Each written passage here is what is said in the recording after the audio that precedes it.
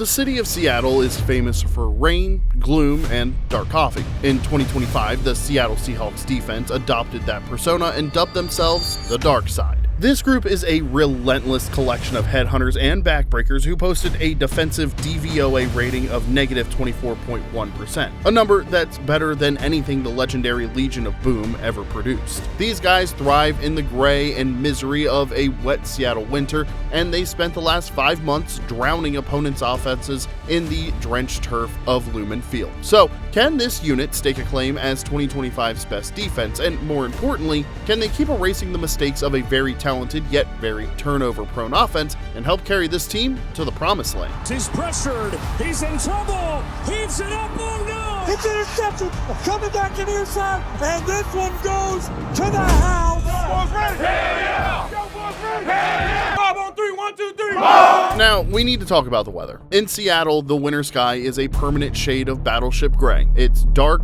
wet, and miserable, and this year, the Seahawks defense decided to embody that misery. It's wet, it's windy. All right, shitty for them, okay, but it's just right for us. The Dark Side is a nickname the defense gave itself to represent their philosophy. When they step on the field, they're there to shut off the lights of opposing offenses, and that's exactly what they've done all year long. The 2025 Seahawks boasted the #1 ranked defense in the NFL according to the DVOA. Now, to explain DVOA in plain English, it basically measures how dominant a unit is on a play-by-play basis compared to the rest of the league. Negative is better for defenses, and Seattle's rating of -24.1% didn't just lead the NFL, it ranks as one of the best defensive seasons in the history of the metric. They also allowed only 17.2 points per game, which was the best mark in football, and they did it the hard way. This defense faced a level of adversity that would have broken lesser units. Now, make no mistake about it, this offense was explosive. They had the best receiver in the game and ranked in the top 10 in almost every category, but their quarterback, Sam Darnold, he had a bit of a slippery grip on the football this year. He led the league in fumbles, putting the defense in terrible positions over and over again. But the Dark Side never complained. They didn't point fingers either. They just strapped their helmets on and put out the fire. They ranked 6th in the league with 25 takeaways, constantly cleaning up the messes made by the offense, and nobody, and when we say nobody, we mean nobody, could run the ball on them. They're unbelievable. They've stepped up every single game for us. Can't say enough great things about that defense. You know, it was tough in training camp and OTAs going up against them, but I'm glad they're on our side. The Seahawks are currently riding a heater of 26 consecutive regular season games without allowing a single 100-yard rusher. The last time a running back cracked the century mark against Seattle, we were still arguing about the 2024 election. They didn't allow a rushing touchdown until week 5 of 2025. It was a suffocating blanket of doom style of defense that forced teams to become one-dimensional and then punish them for it. The Legion of Boom was loud and brash. The Dark Side is quiet, menacing, and inevitable, and they're led by a mad scientist who might just be the best defensive mind in the game today. One more! Here we go, bring it up!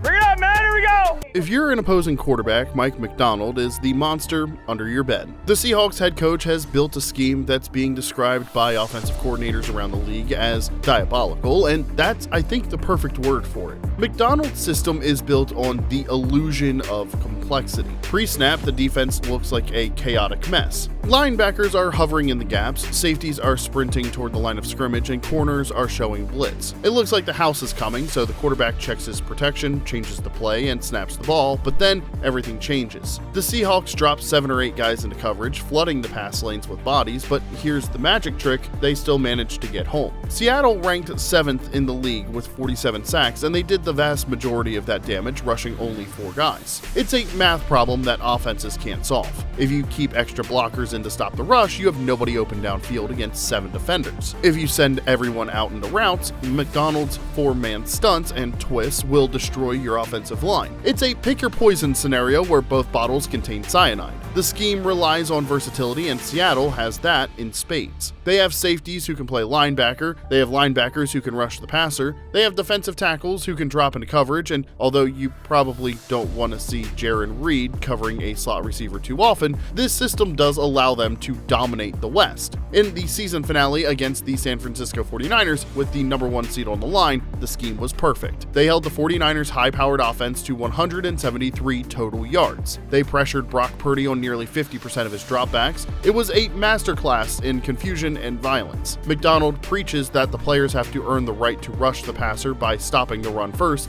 and once they did, he unleashed hell on third down. I want to give Mike Macdonald, I don't know what kind of speech he had before the game. They had every answer for everything the 49ers wanted to run offensively. But a great scheme is nothing without the dogs to run it, and Seattle has a kennel full of them. The key to this D is that it doesn't have one superstar. It has an entire constellation of them. It starts in the secondary with the spark plug, Devon Witherspoon. This guy plays corner like a linebacker who drank way too much espresso. Head coach Mike Macdonald calls him the heartbeat of the unit, and despite missing some time with some injuries, Witherspoon was everywhere this year. He was named a second-team All-Pro because he makes plays that corners simply shouldn't make. He blows up screen passes, blitzes off the edge, and tackles running backs for losses, and he brings an energy that's infectious. But then you have the muscle in the middle. Byron Murphy, the first-round pick from 2024, was the unsung hero of the trenches last year, doing the dirty work that doesn't show up on the stat sheet. However, this season he finally got the recognition that he deserved. He led defensive tackles with 7 sacks, but the stats don't show the double teams he ate up or the pockets that he helped collapse. He still did the grunt work that allowed everyone else to eat, and speaking of eating, let's talk about the old man in the room, DeMarcus Lawrence. In his first season with Seattle, the veteran defensive end proved he still has plenty of gas in the tank. He led the team with 11 tackles for loss, but his highlight in 2025 was the art of the scoop and score. In Week 10 against Arizona, Lawrence did something that almost defies physics. He recovered 2 fumbles and returned both of them for touchdowns in a single game. He became only the 4th player in NFL history to pull off that feat. For 60 minutes, he was a defensive touchdown machine, and he wasn't the only one making plays. Ernest Jones IV was a revelation. He led the team with 126 tackles, but he also turned into a ball hawk,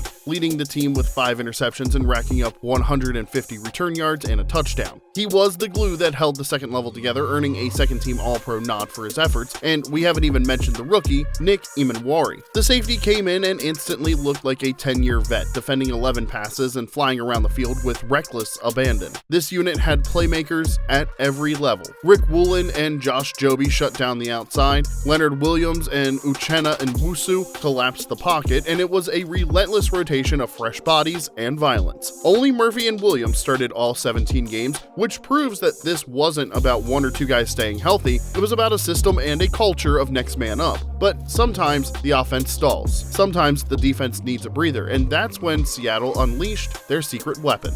Tell you what, great football teams find a way to win games in all shapes and sizes in the NFL. Now, typically we don't spend a whole chapter of a video on special teams, but the 2025 Seahawks leaves us no choice. This unit was arguably the best in the league, ranking 1st overall. They're 5th in punting, 2nd in kicking, and 3rd in returns, and the crown jewel of this group is Rashid Shaheed. The Seahawks acquired Shaheed during the season, and it felt like they unlocked a cheat code. I mean, this guy was electric. He runs like he's terrified of being tackled, which is a great quality in a return man. In Week 14 against the Falcons, he took a kickoff 100 yards to the house, weaving through traffic like he was playing a video game, but he saved his best for the biggest stage. In the divisional round of the playoffs against the 49ers, Shaheed didn't wait around. He took the opening kickoff 95 yards for a touchdown, and before the fans had even settled into their seats, Seattle was up 7-0. With the seam, Shaheed breaks through, still going! Shaheed's gonna take it all the way! It was a punch in the mouth that San Francisco never recovered from. Shaheed changes the geometry of the game. Kickers are terrified of him. They squib it or kick it out of bounds. They do anything to keep the ball out of his hands, which gives the Seahawks amazing field position. When you've got a quarterback who has an oblique problem, you return the opening kickoff for a touchdown. Great idea. Mike Macdonald, you're a genius, man. And even when the offense stalls, they have Michael Dickson to bail them out. The Aussie punter was named 2nd-team All-Pro, averaging over 42 net yards per punt. And give the team the ball where you stand, or you let Michael Dickson pin him into the corner and then go down there and let your defense take care of business. He drops the ball inside the 20 like he's putting a golf ball on a green. He forces offenses to drive the length of the field against the #1 defense in football. That's a losing proposition. Between Shaheed scoring touchdowns and Dickson pinning teams deep, the special teams unit was a legitimate weapon. They won games, broke spirits, and they embodied the same toughness as the defense. Now, speaking of toughness, there is one story on this team that captures the spirit of the 2025 Seahawks defense better than any other. Derek Hall is not supposed to be here. And we don't mean on the Seahawks roster, we mean on Earth. Hall was born 4 months premature. He wasn't breathing and he had bleeding in his brain. Doctors told his mother to pull the plug. They said he wouldn't survive. She refused. Hall spent his first week on life support fighting for every single breath. So when people talk about football adversity, Derek Hall laughs. He hasn't stopped fighting for his life since day one. In 2025, he faced a different kind of adversity. In Week 16 against the Rams, Hall was flagged for stepping on an opponent. It looked bad, and the league suspended him for a game. People called him dirty and questioned his character. His teammates rallied around him, insisting it was an accident, a tripping motion gone wrong. He had to sit out and watch, but he returned for the regular season finale against San Francisco. He didn't let the noise affect him. He channeled that aggression and helped the defense strangle the 49ers to secure the top seed.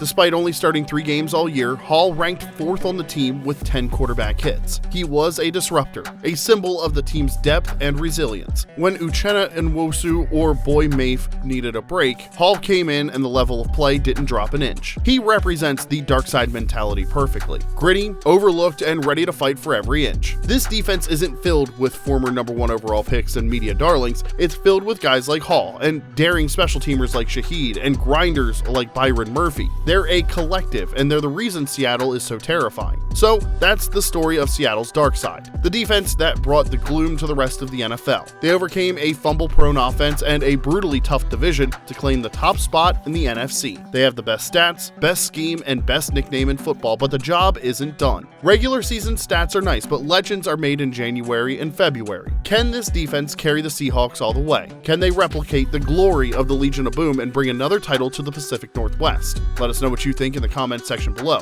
Is this the best defense we've seen in the last 10 years, or are they due for a letdown? Hit that like button and subscribe to Snap Count for more deep dives into the best units in football. We're watching every snap so you don't have to. Thanks for watching, and we'll see you in the next one. I'll tell you what, man, we have work to do, okay? We are not done.